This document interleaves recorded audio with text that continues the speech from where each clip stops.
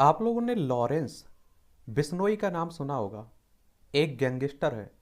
और आपने देखा होगा कि पिछले साल सिद्धू मूसेवाला जो एक सिंगर था, एक नेता था, उसकी हत्या का आरोप भी लॉरेंस बिश्नोई गैंग पर लगा था। अब आप लोग कहोगे कि अभी हम इसके बारे में बात क्यों कर रहे हैं। तो आप लोग अपनी स्क्रीन पर देख रहे होंगे, एक इंटरव्यू चल रहा है। ये एबीपी न्यूज पर चल रहा है। फिर आप लोगों के दिमाग में ये भी आ रहा होगा, क्या ये बाहर आ गया है? बिल्कुल बाहर नहीं आया, जेल में ही है। तो फिर जेल में क्या ये सुविधा मिलती है इंटरव्यू लेने की या इंटरव्यू करने की?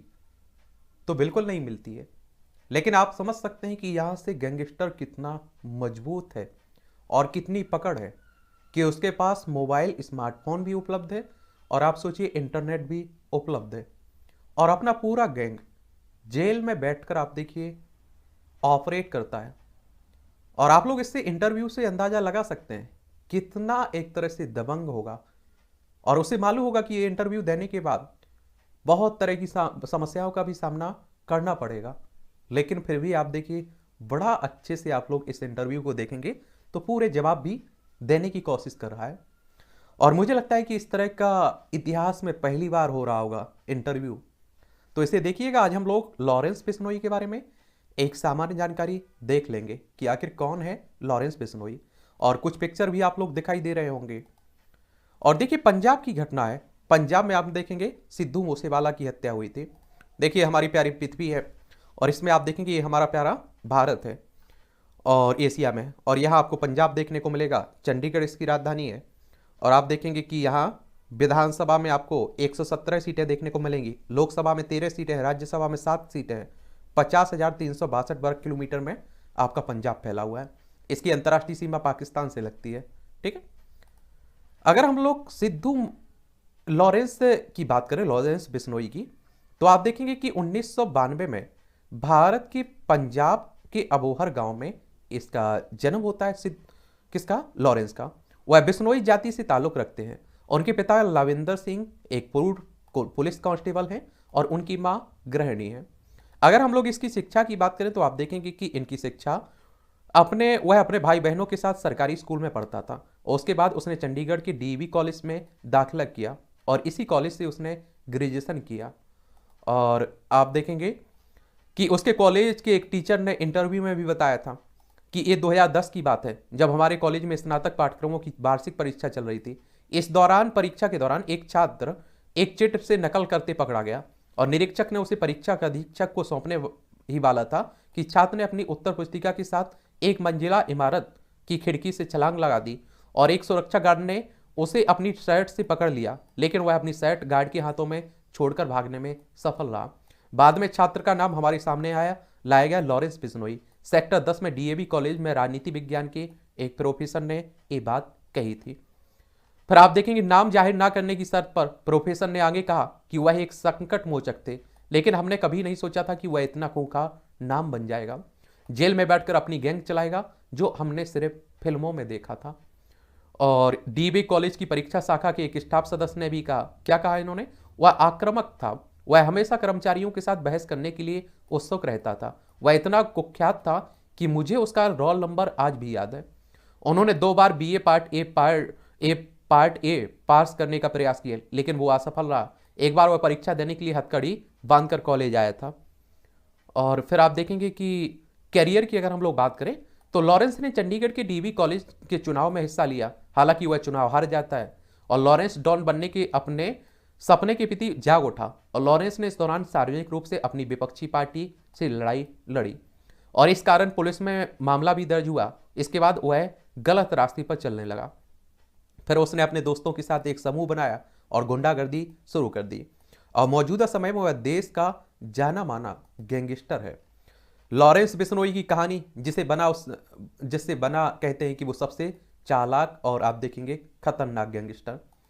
उनके दोस्त बताते हैं कि लॉरेंस बिश्नोई की गैंगस्टर बनने की कहानी किसी फिल्मी दुनिया से कम नहीं है।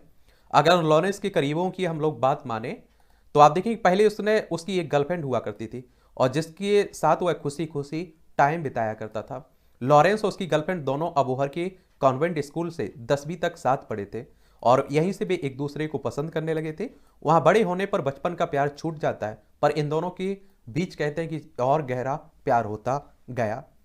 फिर आप देखेंगे कि इन्होंने चंडीगढ़ के डीवी स्कूल में से 12वीं की पढ़ाई भी साथ की और वर्ष 2008 में सोफू की ओर से विद्यालय में छात्र संघ का चुनाव लड़ा, जिसमें वो हार जाता है। और छात्र संघ का चुनाव हारने के बाद इसके दूसरे पक्ष से दुश्मनी हो जाती है और जिसने लॉरेंस को चुनाव हराया था, एक बार दोनों पक्ष आमने सामने आ गए और फायरिंग करने लगे। इस वारदात में लॉरेंस की जिंदगी को पूरी तरह से बदल दिया जाता है और सामने वाले पक्ष से गहरी दुश्मनी होने की वजह से लॉरेंस को अपने प्यार को खोना पड़ा। लॉरेंस को जानने वाले लोग बताते हैं कि हमले वाले पक्ष ने एक साजिश के तहत लॉरेंस की गर्लफ्रेंड की यानी कि उसकी महबूबा की हत्या कर दी थी और इसी केस की वजह से लॉरेंस जुर्म की दुनिया में उतरा और इसके बाद लॉरेंस ने कई अपराधों को अंजाम दिया और मासूम से दिखने वाले लॉरेंस पर हथियार सप्लाई, फायरिंग समेत कई मामले भी दर्ज हैं।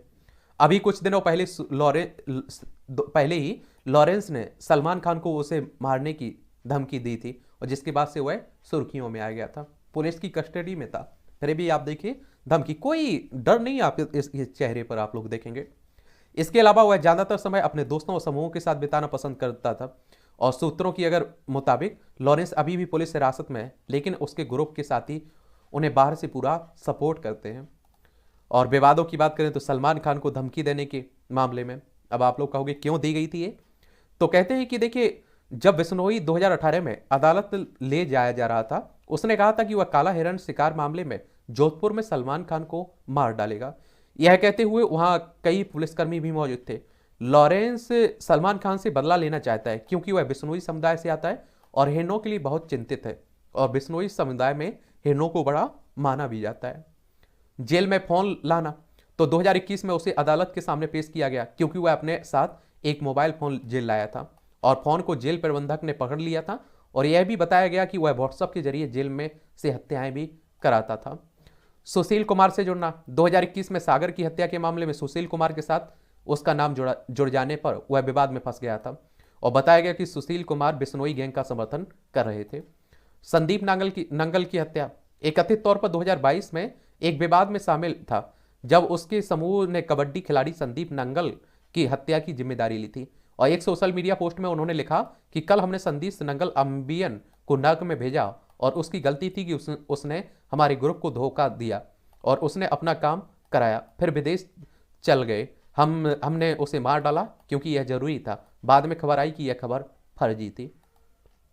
फिर सिद्धू मूसेवाला की हत्या की बात होती है। 2022 में आप देखें उन्होंने उस समय विवाद को आकर्षित किया जब उन्होंने गोल्डी बरार ने गायक सिद्धू मूसेवाला की हत्या की जिम्मेदारी ली थी। गोल्डी बरार आप देखें कनाडा में बैठा हुआ है, अमेरिका में बैठा हुआ है।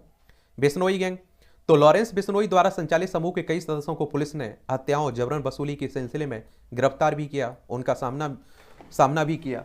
और आप लोगों को एक और बात मालूम होना चाहिए कि बिश्नोई गैंग जब कोई कहता है ना, तो बिश्नोई समाज को इससे परेशानी भी होती है क्योंकि आप देखिए कोई एक समाज में अगर कोई इस तरह की वारदातें कर रहा है तो पूरे समाज को जिम्मेदार नहीं ठहराया जा सकता है।